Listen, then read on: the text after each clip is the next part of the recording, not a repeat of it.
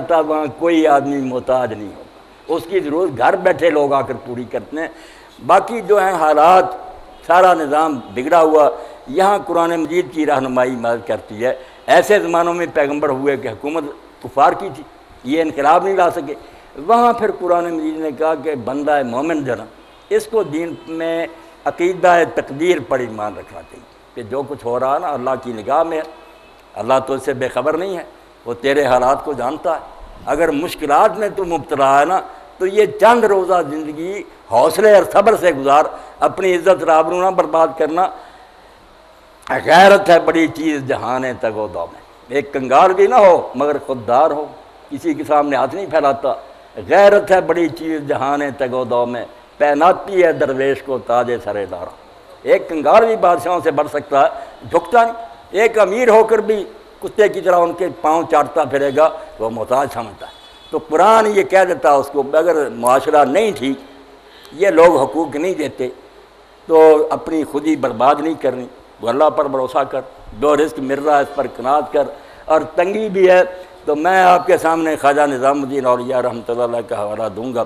دہلی میں ان کی بارگاہ محبوب الہی، تو بہت بڑے ولی، تو بادشاہوں کا بھی زمانہ تھا، بڑے بڑے بادشاہ چاہتے تھے کہ ہم سے کوئی یہ لیں، آپ نے کبھی نہیں ان سے کچھ مانگا۔ اور گھر میں حال یہ تھا، کبھی فاقہ ہو جاتا، کبھی روٹی ہوتی۔ اماں ہی تھی، وارث بہت ہو گئے، تو گھر میں حضرت خواجہ نظام الدین رحمۃ اللہ علیہ آتے تو جس دن فاقہ ہوتا نا، اماں کا ایک محاورہ تھا، اس دن کہہ دیتی نظام الدین امروز مہمان خدا ہستیں، آج ہم خدا کے مہمان ہیں۔ آپ سمجھ جاتے کہ آج کھانے کو کچھ نہیں، اللہ کے مہمان۔ اور حالت یہ تھی کہ کئی دن جب لگاتار ملتا نا، آپ پھر کسی دن کہہ دیتے اماں دعا کرو اللہ کے مہمان بنے۔ یہ ایمان جب پیدا ہو جاتا نا، غریب رہ کر بھی آدمی پریشان نہیں ہوتا۔ اور اگر لاکھوں کروڑوں بھی آپ کے پاس آ جائے نا، قارون بن جائے آپ، اگر یہ قناعت نہیں، اللہ پر بھروسہ نہیں، تو یقین جانے یہی ڈپریشن اور بیماریاں اور پریشانیاں جان نہیں چھوڑیں۔ یہ اندر ہے علاج کہ آدمی سمجھے کہ میرا رزق اللہ کے ہاتھ میں، کوشش کرے پوری، اور مل جل کر معاشرے کو تبدیل کرنے کے لیے جہاد بھی کریں۔ بیٹھ نہ جائیں، سمجھیں کہ یہ ظالم تو دولت پر ہے نا قابض، یہ ہماری قسمت میں نہیں لکھا بھوکا، یہ ظالم نہیں صحیح بانٹ رہے۔ ہمیں چاہیے کہ مل کر ایسی صحیح اسلامی حکومت لائے جو ہمارا حق حضرت صدیق اکبر کی طرح زبردستی ان سے وصول کر ہمیں دے۔ اور ایسا وقت بھی آیا جب حضرت عمر رضی اللہ عنہ کا اگر زکوٰۃ سے مسئلہ حل نہ ہوا تو میں صرف زکوٰۃ پر نہیں رہوں گا، سب امیروں کی دولت ضبط کر کے سارے غریبوں میں برابر تقسیم کر دوں گا۔ میں امت کا سربراہ ہوں، یہ سب میرے بچے ہیں، کچھ بھوکے مرتے رہیں کچھ کھاتے رہیں، یہ نہیں ہوگا۔ اگر آرام سے دے دے ان کا حق بالکل ٹھیک ہے، ورنہ زکوٰۃ سے آگے بڑھ کر میں ساری دولت ضبط کر لوں گا اور غریبوں میں تقسیم کر دوں گا۔ اسلام جو میرے بھائی کہتا ہے نا، اس کے لیے ہم کوشش نہیں نہ کرتے۔ میں بیان کروں گا، آپ سن لیں کیا ہوگا۔ اگر کوئی تنظیمیں ہوں جو ایمانداری سے جو تنظیمیں تھیں بھی، اب اس کو ثانیہ ہی کہنا چاہیے، وہ بھی سیاست کا شکار ہو گئی، 2-4 سیٹوں کے پیچھے پڑ گئی، وہ انقلاب والی بات وہ بھی چھوڑ بیٹھی۔ میں ان سب کا ساتھی رہا ہوں، مگر وہ بات جو ہے نا وہ خراب ہو گئی، ان کے پاس بھی کچھ نہیں رگا، امت ہو گئی مایوس کہ دینی جماعتوں نے بھی کچھ نہیں دیا۔ تو حقیقت میں حل یہی ہے کہ ہم سوچیں کہ جب تک معاشرہ تبدیل نہیں ہوتا محض مسائل سے بات نہیں بنے گی، اور اگر جب تک یہ وقت نہیں آتا ہمیں اپنی قناعت اور خودداری کو نہیں چھوڑنا چاہیے، غریبی میں بھی اللہ کی رضا پر راضی رہنا چاہیے، انشاءاللہ اس میں سکون نصیب ہوگا۔ جی، اگر ایک مسلمان جماعت سے رہ جائے اور گھر میں اکیلا فرض نماز پڑھے تو اسے تکبیر کہنی چاہیے یا نہیں؟ بہت عمدہ سوال ہے۔ یہ صرف جو جماعت سے رہ جائے اس کا نہیں ہے، میری بہنیں بھی سن رہی ہیں، آپ بھی سن لیں، اس مسئلے سے علم والے لوگ بھی غافل ہیں، حالانکہ یہ سارے مسئلے کو نماز کسی شخص کو بے شک وہ جماعت سے پڑھے یا اکیلا پڑھے، فرض نماز بغیر تکبیر کہے نہیں پڑھنی چاہیے۔ کوئی بغیر تکبیر کہے نماز نہ پڑھے۔ ایسے تابعین بھی ہیں جو فتویٰ دیتے تھے اگر آپ لوگوں نے اقامت نہیں کی اور نماز پڑھ لی، نماز ہی نہیں ہوئی، دوبارہ پڑھیں۔ اقامت ضرور کہنی ہے، اور اذان بھی اگر کہہ دیں تو بہت اچھی بات، اونچی آواز سے کہنے کی ضرورت نہیں، اذان کے کلمے کہہ لیں، دعا کر لیں، بعد میں اقامت کہیں۔ اللہ کے رسول علیہ السلام نے فرمایا اللہ اس بکریاں چرانے والے پر خوش ہوتا ہے اور فرشتوں میں فخر کرتا ہے جو دور نکل گیا مدینہ شریف سے پہاڑوں میں، اور نماز کا وقت آیا تو اس نے نا پہاڑی پر اکیلے نے اذان کی، پھر اقامت کہہ کے نماز پڑھی، اللہ فرشتوں کی اتنی لمبی قطاریں اس کے پیچھے کھڑی کر دیتا ہے جو گنی نہیں جاتی۔ اور اگر وہ صرف اقامت کا ہے تو 2 فرشتوں کو پیچھے کھڑا کر دیں۔ اب ام المومنین عائشہ صدیقہ رضی اللہ عنہا کا پڑھیں، وہ فرماتی ہے ہم عورتیں بھی اذان کہتی تھیں، ہم عورتیں بھی تکبیر کہہ کے نماز پڑھتی، مگر یہ سنت مٹ گئی۔ بڑے بڑے عالموں سے جب میں نے ذکر کیا حیران ہوئے، میں نے کہا نکالو فقہ کی کتابیں، وہاں نہیں لکھا کہ ایک آدمی تنہا بھی نماز پڑھے تو اقامت کیا کر پڑے۔ آپ بھی حیران ہوئے کہ گم ہو گیا یہ مسئلہ۔ تو ہر شخص جو ہے نا اگر جماعت ملے تو ایک کی تکبیر ہی سب کے لیے کافی ہے، اگر رہ گئے بدتمیزی سے آپ اقامت پوری کہیں، انشاءاللہ 2 فرشتے تو پیچھے کھڑے ہو جائیں گے۔ جی خوش رکھے اللہ پاک، برکت۔ بسم اللہ الرحمن الرحیم۔ مولانا صاحب میں نے آپ سے یہ پوچھنا ہے کہ آج کل بعض بچوں میں خون کی ایسی بیماریاں ہوتی ہیں کہ وہ نہ تو دوائی سے آرام آتا ہے نہ ان کے لیے کوئی دعائیں ہیں، وہ بچے ایڑیاں رگڑ رگڑ کے مر جاتے ہیں۔ تو اللہ تعالیٰ نے جو انسانوں سے شفا کا وعدہ کیا ہے، ان بچوں کے لیے خانہ کعبہ میں بھی دعا کی گئی، مسجد نبوی میں بھی دعا کی گئی۔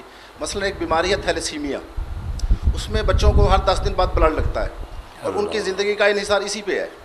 تو میں یہ پوچھنا چاہوں گا کہ اللہ تعالیٰ نے جو کہا ہے کہ میں شفا دیتا ہوں، کہ جب آپ مجھ سے رجوع کرتے ہیں، آپ بیمار ہوتے ہیں تو میں آپ کو شفا دیتا ہوں، تو میں یہ آپ سے پوچھنا چاہوں گا کہ اس کے متعلق آپ کیا فرمائیں گے؟ واقعی پریشانی پیدا ہوتی ہے، انسان جو اس کی نظر ہے تھوڑی دور تک، یہ جب ایسے حالات سے دوچار ہوتا ہے تو بہت گھبراہٹ کا شکار ہو جاتا ہے، بہت غلط سوال بھی پیدا، کئی لوگ اسی طرح دہریہ ملحد ہو جاتے ہیں کہ اگر کوئی خدا ہوتا تو یار یہ بری حالت اس بچے کی، اتنے چند دنوں کا، نہ کہ اس کا گناہ تڑپ تڑپ پر مر رہا اور بری حالت ہے۔ تو اسی پر مولانا مودودی رحمۃ اللہ علیہ نے ایک مضمون کوتا نظری لکھا تھا کہ ہمیں تھوڑی دور تک نظر آتا ہے، اس لیے شکایتیں پیدا ہوتی ہیں۔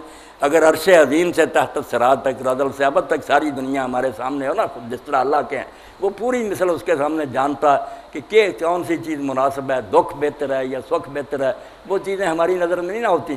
مگر اس کے لیے ایک واقعہ اللہ تعالیٰ نے بیان فرمایا تھوڑا سا، کہ صرف 3 باتوں سے پردہ اٹھایا گیا تو موسیٰ علیہ السلام کو بھی ہوش آ گیا۔ خضر علیہ السلام نے بچہ مار دیا، دیوار ان لوگوں کی بنا دی جنہوں نے کھانا تک نہیں دیا تھا۔ موسیٰ علیہ السلام نے کہا انہوں نے نامرادوں نے ہماری مہمانی نہیں کی اور آپ مفت میں ان کی بناتے پھرتے ہیں دیواریں، اور کشتی توڑ دی ان لوگوں کی جنہوں نے کرایہ ہی نہیں لیا تھا، مفت سوار کیا تھا۔ کہنے لگے عجیب بات ہے، انہوں نے اتنی نیکی کی، آپ کا ادب کیا کہ آپ اللہ کے پیغمبر ہیں، کرایہ نہیں لیا، آپ نے تختہ توڑ دیا۔ انہوں نے کہا صبر کرو۔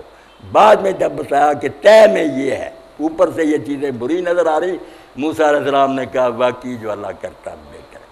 تو یہ بات میرے بھائی نے پوچھی، واقعی ہماری نظر کے مطابق تو یہ غلط ہی نظر آتا ہے کہ یہ معصوم بچے کو اتنی تکلیف کیوں، مگر بہت اس میں راز، بہت فائدہ ہے، وہ اللہ جانتا ہے۔ میں صرف جو بالغ ہیں ان کی مثال دوں گا کہ حضرت عیسیٰ علیہ السلام سے ایک شخص نے سوال کیا کہ یہ مادر ذات جو بچے اندھے پیدا ہوتے ہیں ماں کے پیٹ سے، یہ ماں کے کسی جرم کی سزا ہے یا باپ کے کسی گناہ کا بدلہ ہے، یہ بچے کیوں دنیا میں دھکے کھانے کے لیے اندھے پیدا ہوتے ہیں؟ بڑا سوال، کوئی لولے لنگڑے پیدا ہو جاتے۔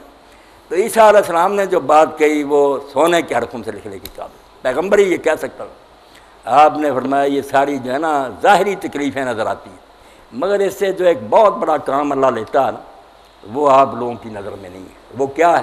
کسی عالم کی 1000 کتاب میں اور درس بھی وہ اثر نہیں کر سکتے، جو ایسے بندے کو ٹھوکریں کھاتے ہوئے اندھے کو دیکھ کر اگر آدمی دل بیدار رکھتا ہو تو سیکھ سکتا کہ اگر میرا بھی یہ حال ہوتا تو کس طرح گاڑیاں آ کر میرے ساتھ ٹکرا دی، کس طرح میں بازاروں میں گرتا پھرتا۔ تو فرمایا اللہ نے یہ نابینے اس لیے پیدا کیے ہیں تاکہ آنکھوں والوں کو سجائی دے، جن کی آنکھیں ٹھیک بنائی ہیں نا ان کے استاد پھرتے ہیں، یہ ان کی حماقت ہے کہ یہ ہنستے ہیں، یہ ٹھٹھے کرتے ہیں، سوچتے نہیں کہ یہ سرکاری ڈیوٹی دے رہے ہیں، بن بولے بتا رہے ہیں کہ بچہ اللہ ایسے بھی پیدا کر سکتا تھا اگر تندرست بنایا۔ اللہ کے رسول علیہ السلام کا اسوہ آپ کے سامنے، جب کسی دکھیے کو دیکھا، کسی کا قد چھوٹا دیکھا تو حضور نے مذاق نہیں اڑایا، اسی وقت سجدے میں گر گر اللہ سے کہا الحمدللہ الذی عافانی مما ابتلاک، جس مصیبت میں اپنے اس بندے کو اللہ نے ڈالا ہے شکر ہے اللہ نے اسے مجھے محفوظ رکھا، وفضلنی علی کثیر ممن خلق تفضیلا، اور اپنی بہت سی مخلوق سے مجھے اچھا بنایا، ورنہ مجھے بھی اس طرح ٹھوکریں کھانے والا، اور اس کا پھر ان کو بدلہ دے گا۔ جو بچے مر جاتے ہیں ایسے ان کو کیسا انعام ملے گا، چھوٹی عمر میں تکلیف میں مریں گے ویسے۔ اب صدمہ تو بہت ہے کہ ایک باپ کی یا ماں کی گود میں ایک بچہ آیا، ابھی وہ خوشی ہو رہے تھے، اس کی جان قبض ہوگی تو اللہ فرشتوں سے پوچھتا حدیث پاک میں، حالانکہ سب جانتا کہ تم نے میرے بندے کے دل کا چین اور اس کی آنکھوں کا نور چھین لیا، اتنا پیارا تھا ان کا بچہ، جان لے آئے ہو میرے اس بندے نے کیا کہا. اللہ فرشتوں سے کہنا چاہتا ہے کہ جن پر تم نے کہا نا فساد کریں گے، ٹھیک ہے فساد والے ہی پیدا ہوئے جہنم میں جائیں گے، مگر ایسے بندوں کا ذکر کرو. کبھی جبریل اور میکائیل نے یہ امتحان دیا کہ بچے کی جان تم قبض کر آئے، اس کی آنکھوں کا نور چھین لائے، اس کے دل کا چین کیا میرے بندے نے کہا. تو فرشتے کہتے ہیں اللہ اس نے الحمدللہ کہا، گلہ نہیں کیا انہوں نے. اس نے کہا میرا رب جو کچھ کرے. اللہ تعالیٰ فرماتا جنت میں ایک محل بنا دو اور اس کا نام بیت الحمد رکھ دو، میں اس کو الاٹ کروں. ایسی مصیبت کے وقت بھی دل میں گلہ نہیں پیدا ہوا اور تو نے کہا جو اللہ کرتا ٹھیک. تو دعائیں جو قبول کرتا وہاں اللہ کہتا ہے جس کی چاہتا ہے. اس کے بھی ضوابط ہیں. یہ نہیں کہ ہم جو کہتے جائیں ڈکٹیشن ہے اللہ کے نام اللہ مانتا ہی جائے پھر اللہ نہ کہا ہمارے ماتحت ہو گیا. ایسا نہیں میرے بھائی ہوگا. ہم دعا کریں گے ہمیں حکم ہی ہوگا کہ تم مانگتے جاؤ، معاملہ اللہ اس فائل پر لکھے گا. 3 کاموں میں سے ایک کام ہوگا ضرور. دعا رائے گا نہیں جائے گی، آپ کے منہ سے نکلی اس وقت ہے جب قبول ہونی. یہ پلے باندھے. اگر قبول نہ ہونا ہوتا اس کا زبان سے نہ نکلنے دیتا. کتنے حرامی پھیر رہے ہیں دعا نہیں کرتے. فرمایا دروازے قبولیت کے کھلے ہیں تو تب دعا تیری زبان سے نکلی ہے، مگر وہ قبول کس طرح ہوگی یہ اللہ خود بہتر. 3 شکلیں. یا تو وہی چیز دے گا جو تم مانگ رہے، جلد بازی نہ کرو. یہ نہ کہو بھی مانگتے جاؤ دروازہ کھٹکھٹاتے جاؤ کھل جائے گا.